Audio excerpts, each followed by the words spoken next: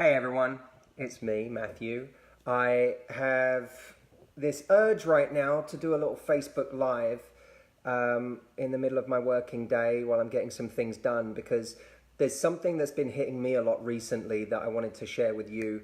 I have, well, many of you know I do 2 retreats a year, and I have my final retreat coming up in October of this year, the last one of 2018.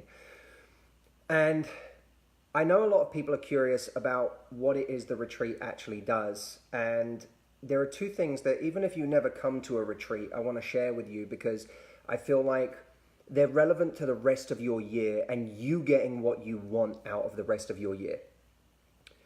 My question to you today is, when you look at the rest of your year right now, is it going to go the way you want it to? You probably set yourself some goals at the beginning of the year. Most people do. Did you achieve them? Do you feel like you've made enough progress on the things you really wanted to do this year?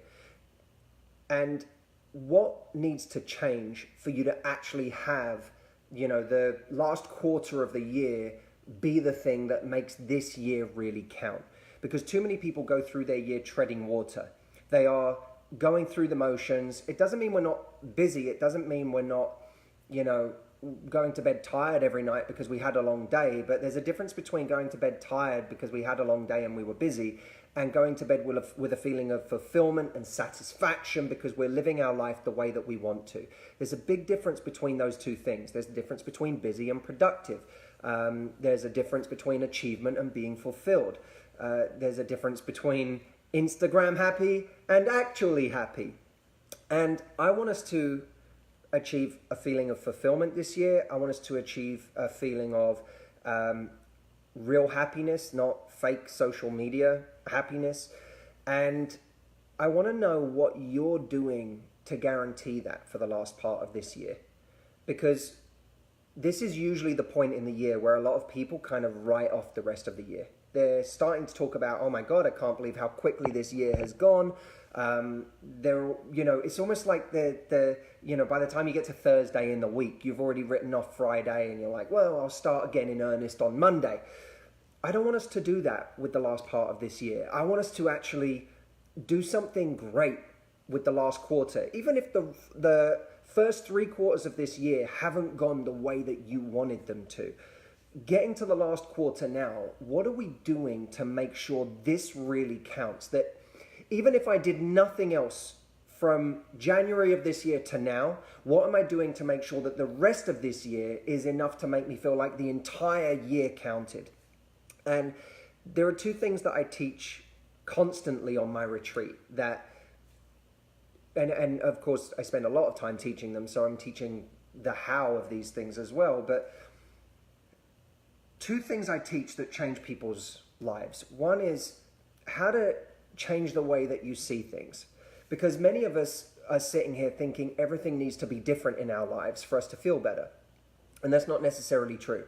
We can actually sit where we are right now and frame up our problems, our opportunities, the state of our relationships right now, what we're experiencing in life. We can frame that up in a powerful way that really does change the intensity of the feelings. If you're feeling sad right now, if you're feeling anxious, if you're feeling depressed, if you're feeling out of control, so much of that is to do with the way we are framing things internally. Is this a problem, or is this a challenge? Is this a setback, or is this an opportunity to reevaluate? Is this wearing me down, or is this actually making me stronger? We have the ability, it's one of the unique gifts we have as human beings, is the ability to imbue what happens to us with meaning that either makes it useful or simply makes it depressing, that either makes it something that brings us joy or something that brings us sadness, something that breathes fire into us and makes us want to go out and achieve more, or makes us feel defeated. We have that choice. So the first thing is how we frame it up. And the second thing is taking actions that create positive spirals. I'm a big believer in positive and negative spirals. And I kind of think in any area of our life, we're always on either a positive spiral or a negative one. And we have to decide going forward, how am I going to contribute to a positive spiral? How do I feed a positive spiral? Everything that gets you to take action, that gets you to do something instead of doing nothing, that gets you to, do part of a workout even though you don't feel like working out at all today, but you're going to do something instead of nothing. Anything that gets us to go and, talk to that person, because why not? We want to talk to them, we're attracted to them. Something that gets us out of the house, something that gets us socializing, something that gets us reading a good book. Whatever it is, all those little actions that feed positive momentum, that feed a positive spiral, they help us start to gain momentum. And I think that what creates a lot of depression for us is that we look at these giant dominoes that we need to knock down in our lives, and they seem overwhelming because we haven't got the momentum to knock them down. And for me, I know that my day is either a series of positive actions that lead to an upward spiral or negative actions that lead to a downward spiral. Negative actions could be, procrastinating. It could be getting myself into a funk, thinking about something that's making me insecure or self-conscious. It could be, looking at something that's put me in a negative state, watching something, reading something, or whatever that's put me in a negative place. It could be having a conversation with someone who puts me in a negative place or creates anxiety in me because of the seeds that they plant. We all have those people in our lives. So I'm either doing those things that send me into a negative spiral, or I'm doing the little things that put me in a positive upward spiral. And I sometimes feeling good, feeling empowered is a lot simpler than we think it is. All we need to do is start to think about, okay, I know there's this big domino in front of me that I'm trying to knock down. It's big, it's scary, it's tough. How do I get momentum enough to knock that down? I got to get speed. And the way I get speed is by the small actions that I take that start to create positive momentum. And so I think that we all have to start to find, okay, I might not feel like doing anything right now, but what could I do? What small thing could I do? Even if it's making my bed, even if it's tidying up. Sometimes you tidy up and it gives you a sort of positive momentum that once you're finished, you say, I'm going to tackle something else now. It puts you in that positive spiral. So my 2 things for you to think about today, or 3 things. Firstly, is your year going to go the way you want it to if you keep doing it the way you're doing it now? Or are you in danger of treading water until the end of the year when you make resolutions and Groundhog Day, you do the same thing again next year? I don't want that to happen. If you're in this community with me right now, what I would like is for you to give the end of this year, 2018, a special significance, a special importance, and then commit to framing up whatever it is you're going through right now. I know you're like everyone on this little live right now is going through their own struggles, their own battles. Everyone has their unique thing that's causing them suffering, that's making life difficult. And I understand, I get wherever you are in the world watching right now, wherever you're sitting, whether you're watching this on your phone or your laptop, whatever you're experiencing, whatever time of day it is, I know that there is some suffering in your life, and for some of you it's more than others. For those of you that are experiencing a ton of suffering right now, I'm in it with you, and we're a team. And whether we're a team because you come to my retreat this year, or whether we're a team because you keep following me on social media, we're a team. And I understand that you're in pain. I understand that you are suffering, and I understand that may feel lonely at times, and I think that that's one of the hardest parts about suffering. It's the loneliness we feel in our suffering. We don't feel connected, and we don't feel like we have control over it. And so the first thing I'll say is I'm with you. I'm in your corner. I get it. I don't, I've learned to not, over years of coaching, a decade of coaching, I've learned not to minimize people's suffering, and to understand that people are going through some difficult stuff, and I get it. Social media, I feel like, is so filled with superficial crap, and people saying silly things to each other, and we forget that there's real suffering that people are experiencing, that they're not posting on their Instagram, that they're not posting on their Facebook, and I just want to do a shout out right now to all of the real suffering that's going on with people. And know that that I'm here for you, that there are other people who are here for you, and that we're in this together. And, I mean that in the grand sense as well. We're on this planet together.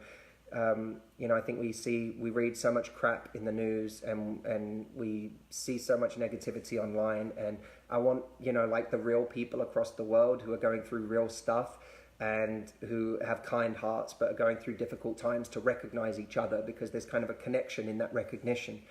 And then for us to kind of together frame up our situation and say, okay, there's suffering, there's pain, but let's frame this up. Like, is there a more powerful way for me to see this? And to work on finding that vision for your life, because both visions are available to you, right? To all of us, there's the vision that's pain and desperation and depression and anxiety, and there's the vision of whatever is causing us suffering that's actually empowering and can put us in a really wonderful place.